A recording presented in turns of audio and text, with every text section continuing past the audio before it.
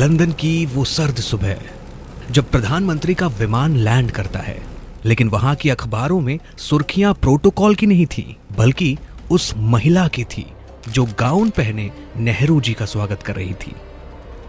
आखिर कौन थी वो महिला जिसके घर नेहरू जी तब पहुंचे जब घर का मालिक मौजूद ही नहीं था?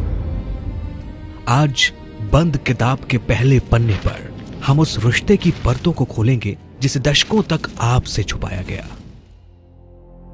खुशवंत सिंह अपनी किताब truth, love and a little malice में इस रहस्यमयी मुलाकात का जिक्र करते हैं, लेकिन सच और भी गहरा है।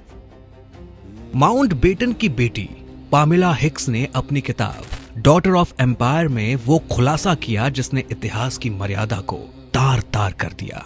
पामेला लिखती हैं कि उनकी मां एडवीना माउंटबेटन और जवाहरलाल नेहरू के बीच का रिश्ता इतना गहरा था कि खुद लॉर्ड माउंटबेटन ने इसे स्वीकार कर लिया था। सोचिए, जब देश बंटवारे की आग में जल रहा था, जब लाखों लोग बेघर हो रहे थे, तब सत्ता के गलियारों में एक ऐसी अय्याशी की चिंगारी भड़क रही थी जिसकी आंच आजादी के बाद भी महसूस की गई।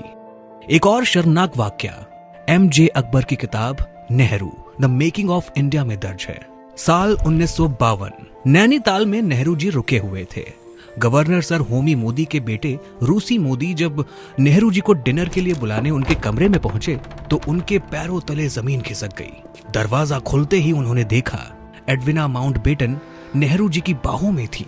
एक देश का प्रधानमंत्री गरीबी से जूझते राष्ट्र को छोड़कर एकांत में किसी और की पत्नी के साथ क्या गुल खिला रहा था। ये कोई सामान्य प्रेम कहानी नहीं थी, ये उस दौर की विलासिता का सबूत था। लेकिन एडवीना का अतीत इससे भी ज्यादा चौंकाने वाला था। क्या था माउंटबेटन के साथ उनका ओपन मैरिज का समझौता, और कैसे नेहरू ने मर्यादा की सारे हदें पार कर दी, जानेंगे अगले एपिसोड में।